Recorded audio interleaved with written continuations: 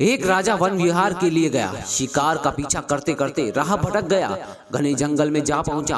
रास्ता साफ नहीं दिख पड़ता था, साथी कोई नहीं रहा। रात हो गई। जंगल के हिंसक पशु दहाड़ने लगे। राजा डरा हुआ और रात्रि बिताने के लिए किसी आश्रय की तलाश करने लगा। ऊंचे पेड़ पर चढ़कर देखा तो उत्तर दिशा में एक झोपड़ी में दीपक जलता हुआ दिखाई दिया। राजा उसी दिशा में चल पड़ा और किसी वनवासी की झोपड़ी में जा पहुंचा। अपने को एक राह भूला पातिक बताते हुए राजा ने उस व्यक्ति से एक रात निवास कर लेने की प्रार्थना की। वनवासी उदार मन वाला था। उसने प्रसन्नता पूर्वक ठहराया और घर में जो कुछ खाने को था देकर उसकी भूख बुझाई। स्वयं जमीन पर सोया और अतिथि को आराम से नींद लेने के लिए अपनी चारपाई दे दी। राजा ने भूख बुझाई, थकान मिटाई और गहरी नींद में सो गया। वनवासी की उदारता पर उसका मन बहुत प्रसन्न था। सवेरा होने पर उस वनवासी ने सही रास्ते पर छोड़ आने के लिए साथ चलने की भी सहायता की। दोनों एक दूसरे से विलग होने लगे तो राजा ने उस एक दिन के गान और आतिथ्य का बदला चुकाने का मन में आया, परंतु क्या दे? कुछ भी दे तो उस एकांतवासी पर चोर रहने क्यों देंगे? इसलिए ऐसी भेंट देनी चाहिए जिससे चोरी होने का डर भी नहीं और आवश्यकता अनुसार उसमें से आवश्यक राशि उपलब्ध होती रहे। उसी जंगल में राजा का एक विशाल चंदन उद्यान था। उसमें बढ़िया चंदन के सैकड़ों पेड़ थे।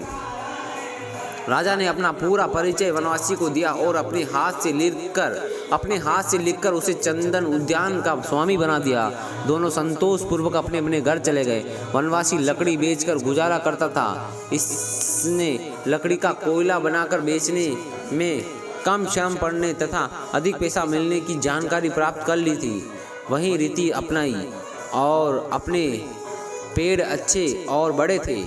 आसानी से कोयला बनने लगा। उसने एक के बजाय दो फेरी निकट के नगर में लगानी आरंभ कर दी ताकि दुनिया आमदनी होने लगे। वनवासी बहुत प्रसन्न था। अधिक पैसा मिल जाने पर उसने अधिक सुविधा सामग्री खरीदनी आरंभ कर दी और अधिक शौक मौज से रहने लगा। 2 वर्ष में चंदन प्राय पूरा उद्यान कोयला बन गया। एक ही पेड़ बचा। एक दिन वर्षा होने से कोयला न बन सका। कुछ प्राप्त करने के लिए पेड़ की एक डाली काटी और उसे ही लेकर नगर गया। नगर में से भारी सुगंध आ रही थी। खरीदारों ने समझ लिया वह चंदन है। कोयले की तुलना में 10 गुना अधिक पैसा मिला। सभी उस लकड़ी की मांग करने लगे कि कहाँ की भीगी लकड़ी के कुछ कम दाम मिले हैं। सूखी होने पर उसकी और अधिक कीमत देंगे। वनवासी पैसे लेकर घर लौटा और मन ही मन विचार करने लगा, ये लकड़ी तो बहुत कीमती है। मैंने इसके कोयले बनाकर बेचने की भारी भूल की। यदि लकड़ी काटता और बेचता रहता तो कितना धनाढ्य बन जाता। इतनी संपदा इकट्ठी कर लेता जो पीढ़ियां तक काम देती। राजा के पास जाने व पुनः याचना करने, अपनी मूर्खता दर्शाने में कोई सार न था।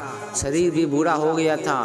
कुछ अधिक पुरुषार्थ करने का उत्साह नहीं था। झाड़ियाँ काट कर कोयले बनाने और पेट पालने की वही पुरानी प्रक्रिया अपना ली और जैसे तैसे गुजारा करने लगा। मनुष्य जीवन चंदन उद्यान है। इसकी एक एक टहनी असाधारण और मूल्यवान है। जो इसका सदुपयोग कर सके वही धन्य होंगे। जिनके प्रमाद बरता वे वनवासी की तरह पछताएंगे। धन्यवाद।